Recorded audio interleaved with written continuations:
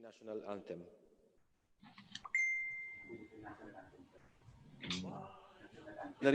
And those that are with us via Zoom.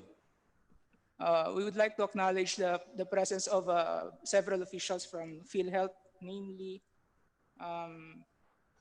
Ms. Nerissa Santiago, Dr. Ish Pargas, Dr. Graciela Gonzaga, Brigadier General Marlene Padua, and Mr. Dennis Mas. Also, Your Honor, joining us via Zoom are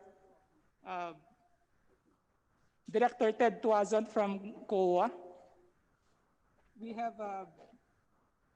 Ms. Sharon Almanza from the Bureau of Treasury, and DOJ Undersecretary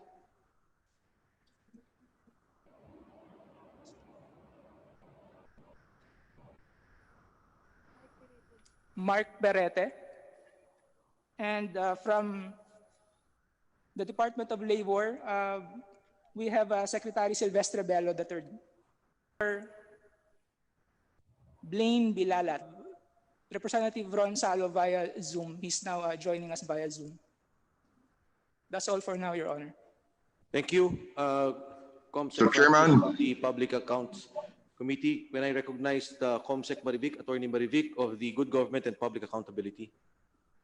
Mr. Chairman, for the Committee on Good Government and Public Accountability, may I acknowledge the following members via Zoom. We have Representative Greg Gasataya, Representative Argel Gabatba, Representative Stella Kimbo, Representative Joy Tambunting, Deputy Majority Leader Bernadette Herrera-D, Representative Robert Ace Barbers, and Representative Gabriel Bordado Jr. Your Honors. Maraming salamat, COMSEC Marivic. Una po sa lahat, nice naming, well, if we can show the slide please. Para lang po sa ilang organizational concerns natin sa komite. Una po sa lahat, nagkaisa po tayo na all the members of the committees and those who would like to interpolate, yung pong gusto magtanong, binibigyan po kayo ng 20 minutes total from the questions and the responses. So that is your time, and as agreed, you can ask whatever questions you would want. Doon po sa mga nagpumirma, those who have signed the waiver of bank secrecy law, may I recognize General Morales, EVP Arnel De Jesus, SVP Dennis Mas, SVP Attorney Del Rosario, SVP Argona, Acting SVP Santiago, SVP Limsiaco, SVP Pargas, VP Abadu, Attorney Jonathan Mangawang, VP Domingo, Area Vice President Bacaresa, Area VP Soraya, and Senior Manager Bernadette Lico. These are the people. Ito po yung mga kasama natin sa Philhealth who have signed the waiver. Pumirma po sila ng waiver para tungkol po sa bank secrecy law. Binibigyan nila ng karapatan kung sino man po mag-iimbestiga na tingnan yung kanilang mga bank accounts. Next slide. Pangalawa po dito, I'd like to post the apology letter of General Morales dated August 14, 2020. Nagkaroon po ng chemotherapy si General Morales noong August 7 at sa kadahilanan pong yun, doon po batay sa kanyang sulat, nahirapan po siya kahit na umupo at hindi po niya masundan ang kanyang pag-uusap at nahilo po ang si General Morales during the hearing. General Morales, we thank you for joining us today and for joining us the last time, and we are praying for you. We hope that together through this hearing and the hearings in the Senate and the investigation in the DOJ, makatampo natin yung mga reforma at pagbabago na gusto po natin para sa lahat. So if I may start the discussion, next slide. So this is the interim refund mechanism of Philhealth. Ito po ay 27 billion. From the last time, ang sabi po ninyo 30 billion, but I've seen yung pong resolusyon na ginawa ninyo and it is 27 billion. Na ibibigay sa mga ospital para po doon sa mga pangangailangan nila sa paggamot ng COVID. Ang pag-iisip sa programang to ay sa kadahilanan baka magdalawang isip pa yung mga ospital na walang pondo, minabuti na ng Philhealth na maglagay na ng pondo sa iba't ibang ospital sa ating bansa na kung saan nakikita natin na maaari tayong magkaproblema ng COVID upang mabigyan ng karampatang paggamot yung ating mga kababayan na magkakasakit dito. Next slide. Dito po sa sinabit niyo sa amin, you have about total number of 4,664 fraudulent cases. Ang 768 po dyan ay noong 2013 to 2018. Ito yung mga hindi pa nare-resolba. At nagkaroon kayo ng mga karagdagang kaso na 3,806 noong 2019 to 2020. Kung makikita po dyan sa mga numero, napakataas po nung numero natin sa NCR. No ho? Almost 2,081 cases, and previous to that, noong 2013 to 2018, ay 582 cases. Anyway, next slide please. Batay po sa inyong mga dokumento ang list of fraudulent offenses, offenses of healthcare institutions. Section 150, padding of claims. Section 151, claims for non-admitted or non-treated patients. Section 152, extending period of confinement. Section 153, post-dating of claims. 154, misrepresentation by furnishing false or incorrect information. 156, unjustified admission beyond accredited bed capacity. 157, unauthorized beyond service capability. 158, fabrication or possession of fabricated forms and supporting documents. Section 159, fraudulent acts, and Section 161, criminal liability. Ang ibig pong sabihin, lahat ng nakalista doon sa binanggit kong 4,000 ay nakabalot dito sa mga seksyon at may violation sila ng mga alituntunin sa ilalim ng Philhealth. Ito po yung mga, next slide please, mga institusyon o mga healthcare providers na binigyan ninyo ng IRM. A-Dialysis, 9 million, Angono, 9 million, Asia Renal, 4 million, yung Bron, Avitum, na-discuss na rin po ito sa Senado ni Senator Ping Lacson, 15 million, ang isa pa ho ay 8.9 million, Binangonan, Lakeview Hospital, 16 million, Capital Medical Center, 42 million, Cardinal Santos, 89 million, Chinese General Hospital, 110 million, Dr. Victor Potenciano, 27 million, Eagle Rock Dialysis, 3.5 million, Eastern Marikina Dialysis, 8.2 million. Next slide, please.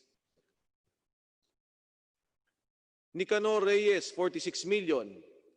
Holy Infant Jesus, Hospital of Infant Jesus Medical Center, 13 million. Manila Doctors, 97 million. Manila East, 25 million. Marikina, 7 million. Marikina Valley Medical Center, 37 million. Metro North Medical Center, 21 million.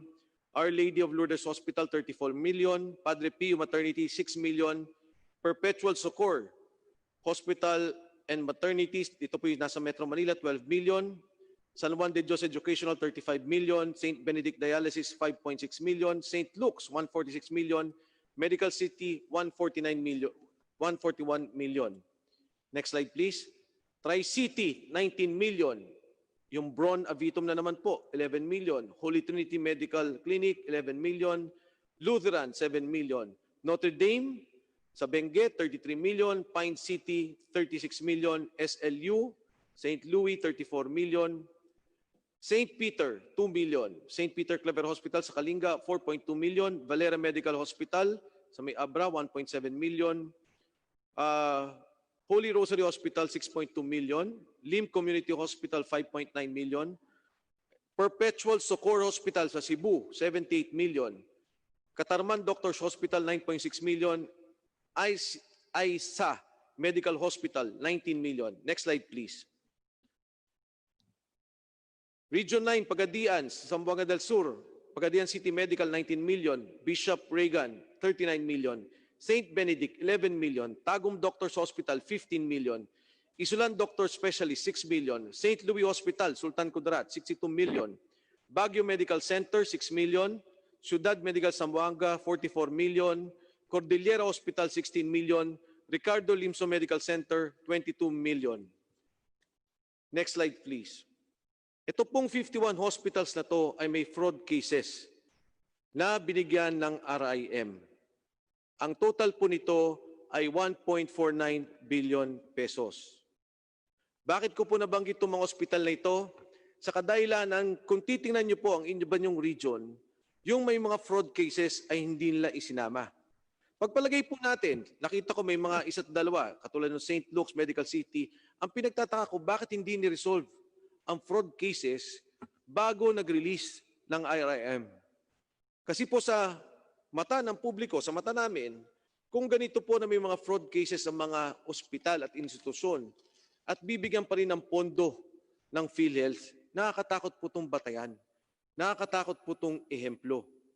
And with so many hospitals here in Metro Manila and other countries, we should not allow those that have fraud cases, those that have penalties, to continue to have such funds. So with that, later on, I will be asking questions, but for now, I leave it to my colleagues to conduct their own interpolation. So 20 minutes, may I now recognize our first interpolator, Deputy Speaker Dan Fernandez. Maraming salamat po, Mr. Chairman, at sa lahat po ng ating mga resource persons who are here today.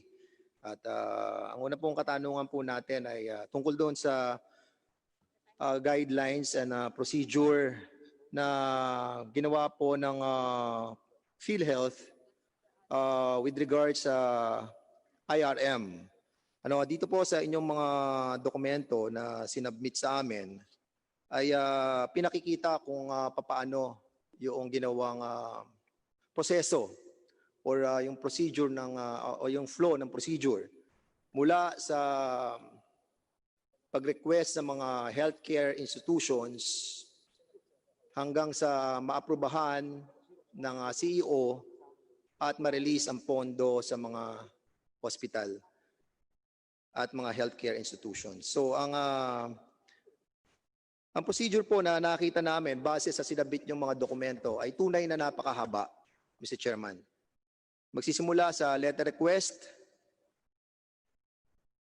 Pakita nga yung slide, please. At ang Area Vice President ay siya po ang magre-rekomenda ng MOA yung certification ng availability ng funds at yung letter of request. And then this will be signed by the Regional Vice President at siya po ay dadalhin sa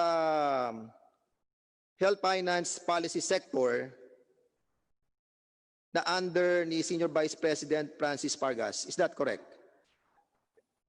Mr. Chair, Mr. yes. Pargas, is that correct? Mr. Chair, Mr. Congressman, Yes, yes, sir. yes or no lang muna. Yes, sir. So dadalhin sa iyo, pipirmahan mo, tapos dadalhin naman sa fund management system, which is headed by, sino bang head ng fund management system? Ako medyo confused ako dito kasi parang si Renato Lemsiaco ba? Mr. But Chair. Ma'am Hobita Aragona, are you a part of the fund management system as well? Yes or no? No, No? no, I'm from the IT. You are not part of the fund management system, sector? Are you sure? Yes po. So I'm from You're the... under oath.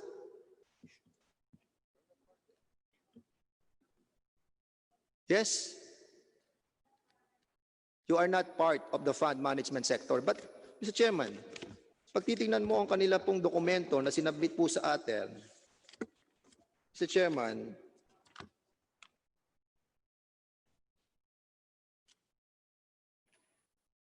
signatory ka as fund management sector, senior vice president, CIO, and the same time, IT sector. Dito nakapirma po kayo, ma'am. dumadaan po lahat ng papel sa mga iba't ibang sektor. But dito po nakalagay po is fund management sector. Kasama po kayo together with Renato Lemsiaco. Are you part of the fund management sector, IT sector, and the CIO, di ba? Tatlo po yung posisyon Yes, na po. hinahawakan ninyo. Is Yeah, that correct? I'm the CIO, but as far as the office fund management sector, so hindi po ako under fund, but may dumadaan pong mga papers for review of the policy. Okay. Kung ang IRM po, yung proseso, nung procedure ng flow niya, pumipirma din po ba kayo? So in Policy. other words, Mr. Chairman, pagkatapos po sa Area Vice President, sa Regional Vice President, dadalin po kay Mr. Pargas as head ng policy sector, then punta kay Renato Limsiaco, then punta po sa inyo. Is that correct?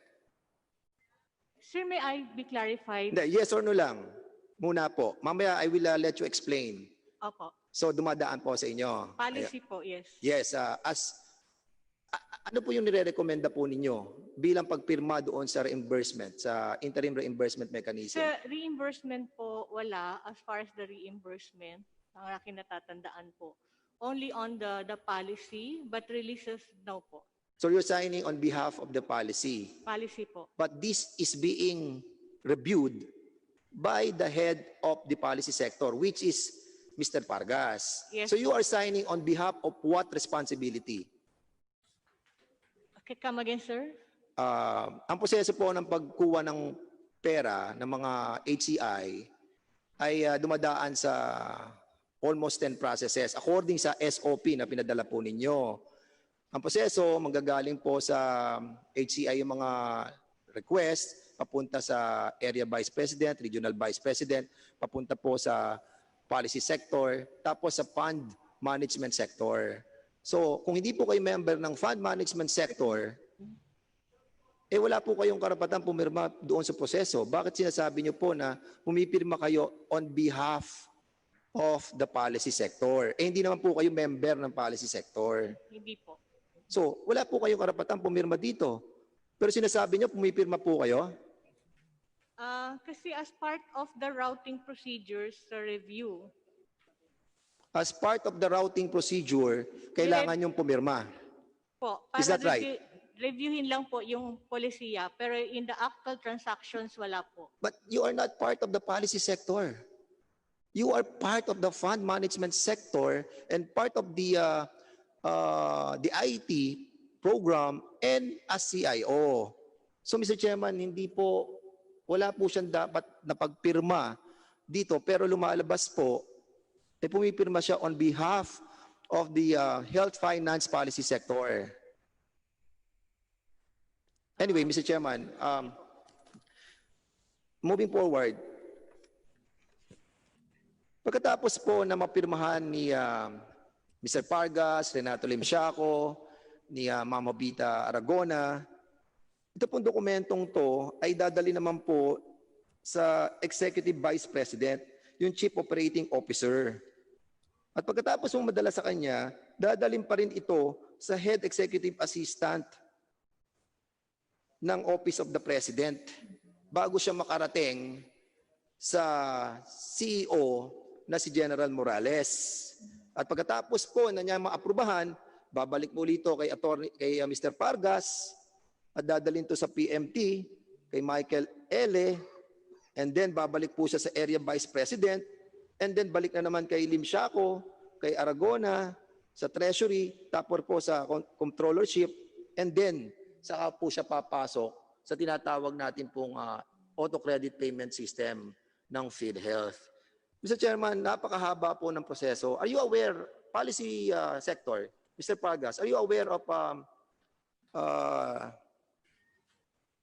Republic Act 11032?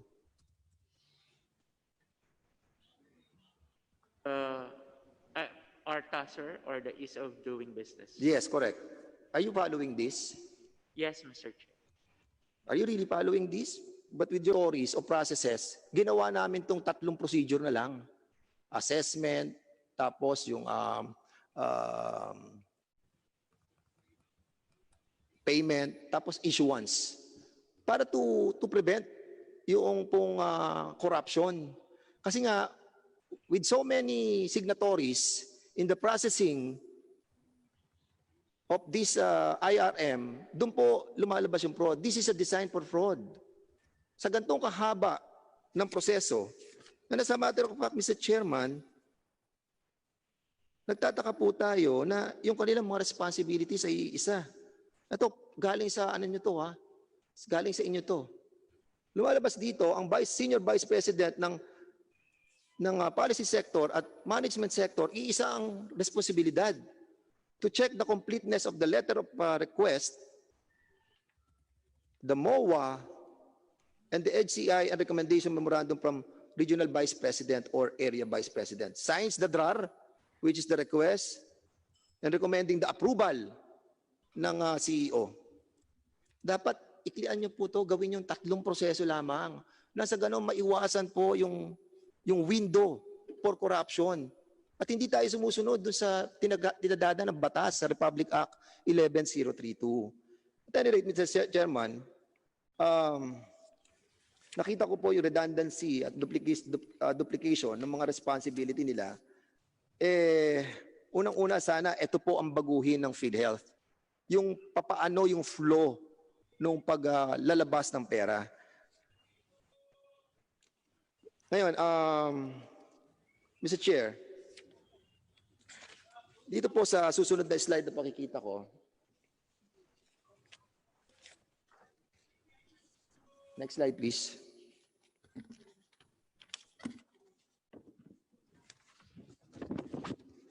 Next. Oh yan pala. Nakita nyo yung ACPS ninyo, yung auto credit payment system, kung paano nilabas yung mga pondo para po sa mga HCIs. Next. Kung titingnan nyo, napakasimple nung ginawa ninyo sa, next. Pindot ka lang ng pindot, push the button, yes or no, are you sure? Yes. So yung mga procedure na ginagawa nyo. Sa IT sector, nag-abide po ba kayo sa e-commerce law with regards to dun sa paggamit po ninyo ng auto credit payment system? Ma'am, sino po ang IT sector? Ma'am Aragona, please answer. Nag-abide po ba kayo sa e-commerce law? Yes po. Yes. Okay. Yung po bang ACPS nyo, meron po ba itong API? API? Yes. Yes po. Yung auto credit payment to the bank po. Yung API po, ano po ba yung pagkakaintindi nyo sa API? Ma'am, pakilakas po. Please answer po, ma'am. Application program interface po. Yes. At ito po ba'y aprobado ng Central Bank? Ano po, sir? Aprobado po ba to ng Central Bank? Sir, can I clarify this with our fund management? Sino po ba ang pinaka-head po ng IT program po ninyo? Sa IT program po, yung sa CIO, which ako po ang nagma-handle. Then we have the systems development under different departments. Okay. Sino po ang mahawak ng ACPS? Auto Credit Payment System, Mr. Chairman. Sino mahawak nito? The business process unit po, yung auto credit, under the fund management din po. Specific person po. ACPS, Auto Credit Payment System. Kasi Yes, siya po po. nag-handle niyan. Para po pag-release ng pera sa mga bangko, di ba? At dapat ito po ay yung API po nito, tinatawag na Artificial Protocol Interface. Mr. Chairman, kasi po para sa kalinawagan po ng ating po mga kababayan, ang API po, ito po yung lengguwahe na ginagamit po na upang yung mga software mag-usap-usap. For example, yung API na ito po ginagamit ng ACPS kung meron sila at aprobado ng Central Bank yung inyong API at kailangan po namin malaman kung ito po ay nanggaling po sa approval ng Central Bank at Monetary Fund, makakapag-dialogue po siya sa iba't ibang bangko. Kasi po ito po ay isang proseso ng e-commerce law para maiwasan po yung corruption. Kumbaga, ito po ay paraan para na sa ganon, ma-audit yung pagre-release ng pera. And at the same time, malaman kung yung po bang Philhealth, sila ba talaga? Nag-issue ba sila ng resibo? Yung bang electronic data messages na protection ng po ba? Like for example po, yung pong mga tinatawag nating information na binibigay ng ating pong mga members ng Philhealth under the Data Privacy Act of 2012, dapat ginagamit siya specifically doon lamang po sa pagre-release ng claim ng mga membership. Pero kung kayo po ay hindi aprobado ang inyo pong API na galing po sa Central Bank, Mr. Chairman, they are in violation of the e-commerce law. But moving forward, Mr. Chairman, okay?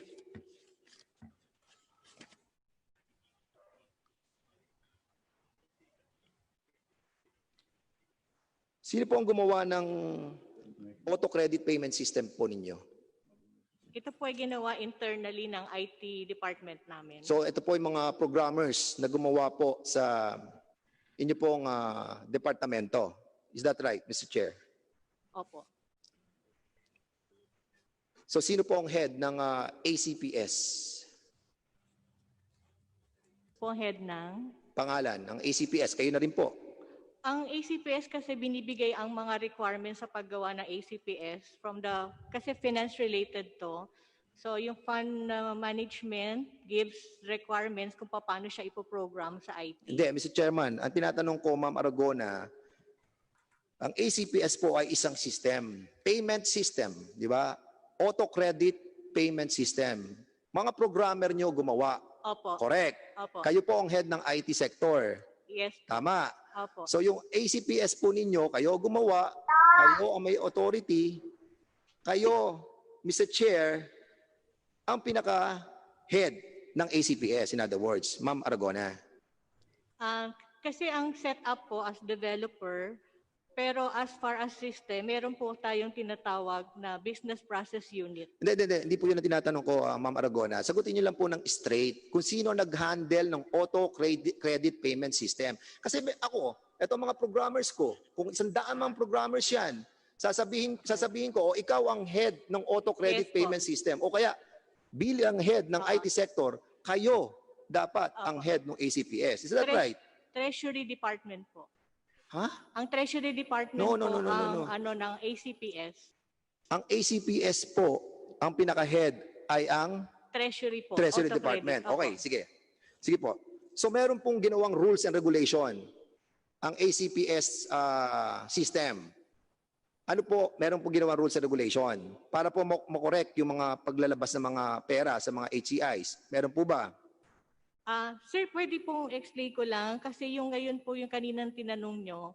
So yung kapag nag-process na po, yung pag-debit po namin sa bangko, it's manual being given to the bank po. Yung kung ano yung i-debit to the bank.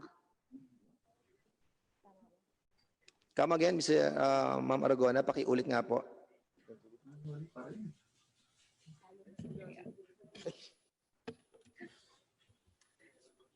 The manual is the debit. Sige, pare. Copy dito, papel. Sige.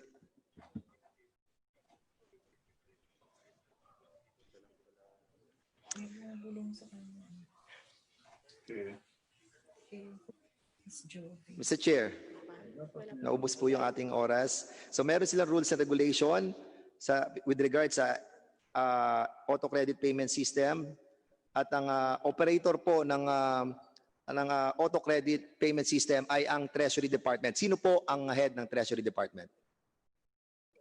Sino ba head ng Treasury Department? Sino po? Ano pong pangalan niyo, ma'am? Good morning, Mr. Congressman. I'm Yes. Attorney Emily Roque from the Treasury Department under the Fund Management Sector. So kayo po ang operator ng ACPS. Sir, the duty of the Treasury Department is to use the ACPS just to release the fund, but we are not the owner of the ACPN system, sir. Sino po nag-ooperate ng auto credit payment system? Ibig sabihin po, kaya ako tinatanong operator ng automatic credit payment system, sino yung gumagawa nun? Sino pinaka-head na mag-uutos na, o sige, transfer mo na yan sa mga health care institutions? Sino yun? Treasury ba o IT sector? Okay, sir. In that case, sir, it is the Treasury Department to actually request for the funding and at the same time issue the automatic debit instruction to the bank Okay. to the ACPS system, sir. So kayo po, ma'am, ang nag-ooperate ng Yes. ACPS. At sinasabi nyo, okay, transfer na tong 500 o 50 million sa ganitong bangko para sa ganitong ospital. Sir, it will be issued to the regional offices, sir, not direct to... Okay, i-issue sa regional offices. Okay. Ngayon, kayo po ba ay qualified kayo po ba ay inaprubahan ng anumang ahensya ng gobyerno para sabihin na kayo po ay qualified na i-operate yung ACPS? Sir, Ano pong government agency ang nag-approve na kayo ay qualified? Sir, it is within the function of the Treasury Department, sir, under the corporation law, under the Philhealth management, sir, to be the one in charge in the funding, investment, and ensuring that all the needed disbursements, funding of the regional offices are duly made, sir. Honorable Fernandez? Yes. I apologize. Your time's up. In the second round, we have all the time today. Do not worry. After session, maybe, yeah. Please wrap up. Okay. Okay, anyway, yung pong humingi po ba kayo ng authority sa Bangko Sentral bilang operator ng ACPS? Yes or no? Yes or no lang No, po? sir, no. No. No. Are you the